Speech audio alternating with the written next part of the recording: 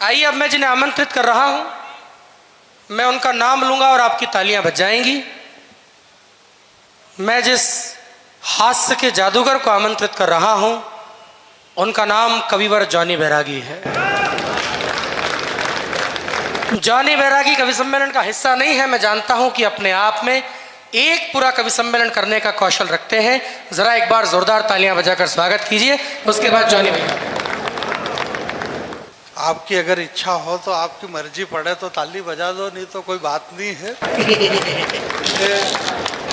इतना आवाज बड़ी हुई है, आवाज बिल्कुल मत बढ़ाओ। कोई जरूरी नहीं कि जोर जोर से बोले तभी मजा आए।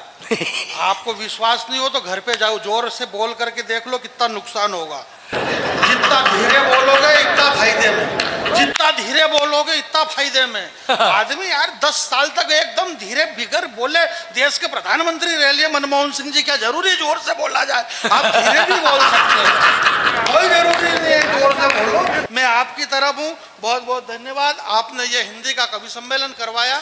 धन्यवाद इसलिए भी नहीं दे रहे हैं सर कि आपने ये कवि सम्मेलन करा करके हमको 2 पैसे दे दिए।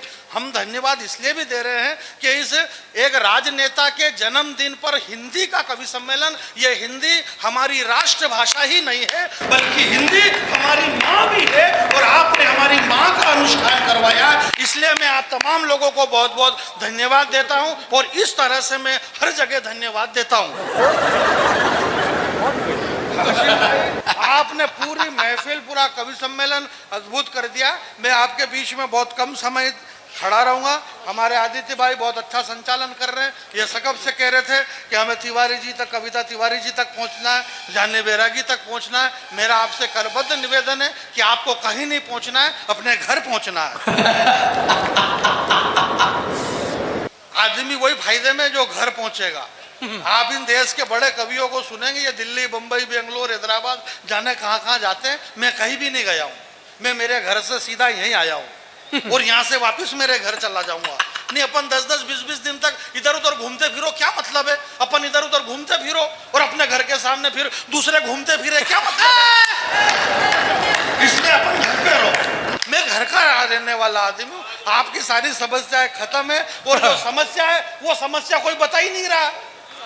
जो समस्या, उस समस्या को कोई बताने के लिए तैयार नहीं है। ऐसा हो गया देश में, वो ऐसा हो गया। अरे यार मेरे भाई, बहुत कुछ हो गया, और जो बहुत कुछ हो गया वो कोई बताने के लिए तैयार नहीं है। मेरा ये मानना है, अजय भैया कहाँ जा रहे, कोई बताने के लिए तैयार नहीं है। समस्या ये है कि ये कहाँ जा रहे हैं, और ये समस्या सब पे थोड़ा सा आवाज बढ़ा दो, ऐसा उन्होंने कहा है। मैं तो फिर भी नहीं कहना चाह रहा था।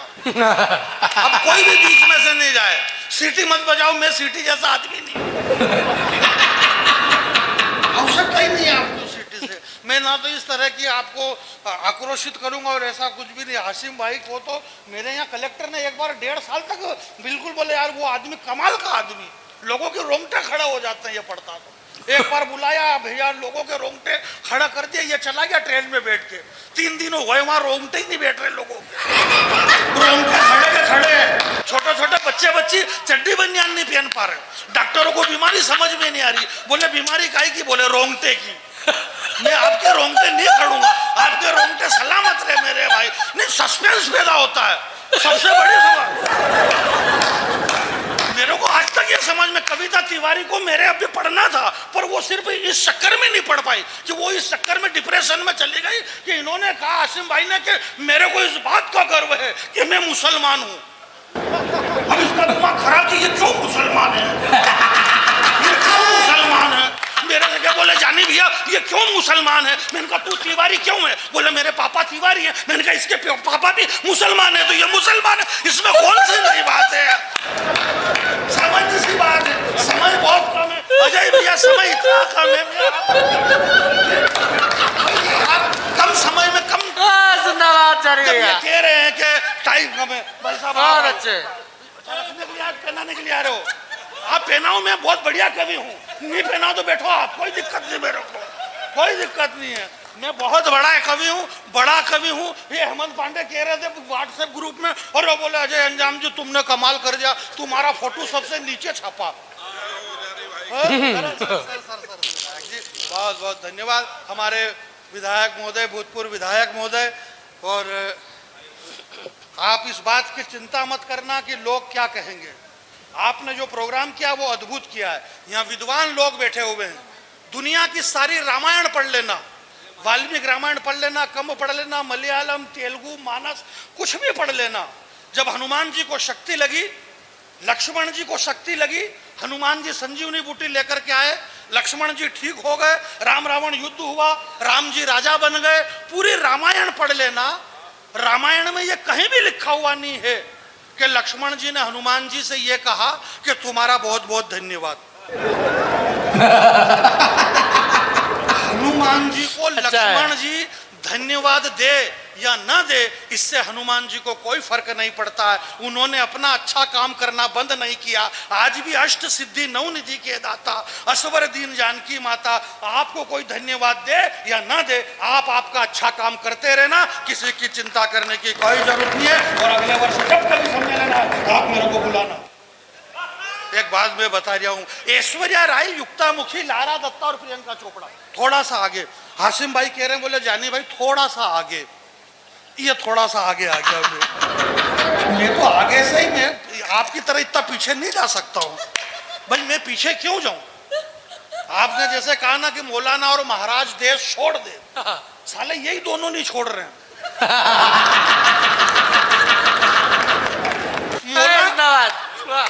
और ये जो आज भारत देश में 140 करोड़ हो गए ना, ये इसी चक्कर में हो गए। मौलाना कह रहा कि पहले तू छोड़, महाराज कह रहा कि पहले तू छोड़, इस चक्कर में दोनों नहीं छोड़ रहे और आबादी बढ़ती जा रही है मेरे।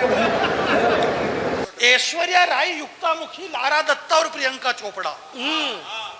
भैया एक नई कविता पहली बार सुनेंगे आप, और अगर इसके पहले आपने सुन रखी है तो चेहरे के हाव भाव ऐसे बनाओ जैसे पहली बार सुन रहे हैं आप।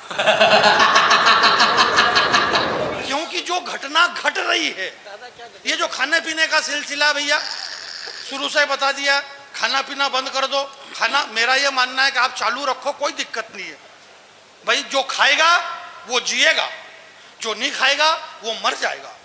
इस देश से नेताजी सुभाष चंद्र बोस चले गए, भगत सिंह चले गए, सुखदेव चले गए, चंद्रशेखर आजाद चले गए, महात्मा गांधी चले गए। ये क्यों चले गए? क्योंकि इन्होंने कुछ भी नहीं खाया, इसलिए ये चले गए।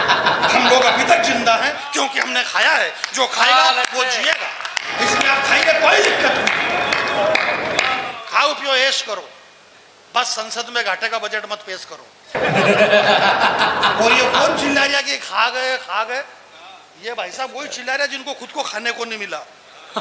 इसलिए कोई दिक्कत नहीं है। क्या क्या नहीं खाया जा रहा है यार मेरे भाई, जबरदस्ती का लोट ले रहे हो। देश देश देश देश यार, ये देश कैसे चल रहा है? सब अपने अपने झगड़े कर रहे हैं। मौलाना साहब कह रहे बोले देश शरीयत से चलेगा, कुरान से चलेगा। महाराज कह रहा बोले गीता से चलेगा, सनातन से चलेगा। कोई कह रहा बोले ये नागपुर से चलेगा, ये कह रहा कि ये ऐसे चलेगा। अरे उस देश से तो पूछो रे कि तू कैसे चलेगा। उस देश से तो पूछो, और देश से पूछा हासिम भाई के कैसे चलेगा, तो देश ने कहा कि मेरे को चलने ही कहाँ दे रहे हो रे तुम। हाँ मैं तो खड़ा हूं। बोले कब से खड़ा हो? बोले जब देखो तब मोदी जी एक ही बात कहते हैं। बोले पूरा देश मेरे साथ खड़ा हुआ है। राहुल गांधी कह रहे बोले देश मेरे साथ खड़ा हुआ है। सोनिया गांधी कह रहे बोले देश मेरे साथ खड़ा हुआ है। कविता तिवारी कह रही बोले इन दिनों देश मेरे साथ खड़ा हुआ है। हाशिम फिरोजाबाद कह रहे बोले देश मुल्क मेरे साथ खड़ा हुआ है। मेरे भाई कोई किसी के साथ नहीं खड़ा हुआ है। मेरा आपसे करबद्ध निवेदन है, आपने देश को खड़ा कर दिया और आप विदेश में घूम रहे हो, तो कम से कम देश को तो बैठने दो मेरे। मैं ये कह रहा हूँ कि क्या कहना चाह रहे भैया? मैं अगर आपसे ये कह दूं कि आप ताली बजाना और दोनों हाथ खड़े करो, तो इससे मेरे को कोई लेना देना। ये आपका काम है कि आपको हाथ खड़े करना है कि नहीं करना। मोक्ष मार्ग हाय हाय, देखिएगा, पंक्ति देखिएगा। हालांकि सबसे बड़ा झूठ यही बोला जा रहा है, बोले पंक्ति देखिएगा, जबकि पंक्ति आज तक नहीं दिखी। पंक्ति दिखती नहीं, पंक्ति सुनाई देती है। मोक्ष मार्ग का आप मार्ग देखो, मोक्ष का, मोक्ष मार्ग का जतन अच्छा था। मोक्ष मार्ग का जतन अच्छा था। मोक्ष मार्ग का जतन। मोक्ष मार्ग का उसका जतन अच्छा था। तन से तामसी था पर उसका मन अच्छा था। हाँ। जहां तक मेरी आवाज जा रही है, हालांकि वहीं तक जा रही और कहां तक जा रही पर ये तीसरी पंक्ति है तो आप सुन लेना जरा और मुझे भी आशीर्वाद दे देना कि अंदर की पीड़ा रुक नहीं रही है कि मोक्ष मार्ग का उसका जतन अच्छा था। हाँ। तन से भले ही तामसी था पर मन अच्छा था। हाँ। चोरी करके सीना चोरी नहीं करी। अरे यार तुमसे तो वो रावण अच्छा था। हाय हाय हाय। वाह वाह वाह, क्या बात है भैया। चोरी करी पर सीना चोरी नहीं करी। तुमसे तो वो रावण अच्छा था। कोई बात नहीं, ये कह रहा हूं कि ऐश्वर्या राय, युक्ता मुखी, लारा दत्ता और प्रियंका चोपड़ा, क्या गजब का बनाया मालिक ने तुम्हारा थोबड़ा। तुम सबके सब विश्व सुंदरी का खिताब जीती, पर सही सही बताना तुम्हारे साथ क्या क्या बीती। हमारे संस्कार और संस्कृति को कहां पैरों तले रौंदा गया। मेरे भाई, आपने कहा ना कि आफताब और श्रद्धा के 35 टुकड़े करे, ये करे टुकड़े या वो करे टुकड़े। टुकड़े हुए हैं ये अलग बात है, परंतु ये टुकड़े क्यों हुए? यहाँ राजनीति के बड़े लोग बैठे हुए हैं। आचार संहिता लगती है इस देश के अंदर। आचार संहिता का मतलब क्या है? आचार संहिता का मतलब क्या है?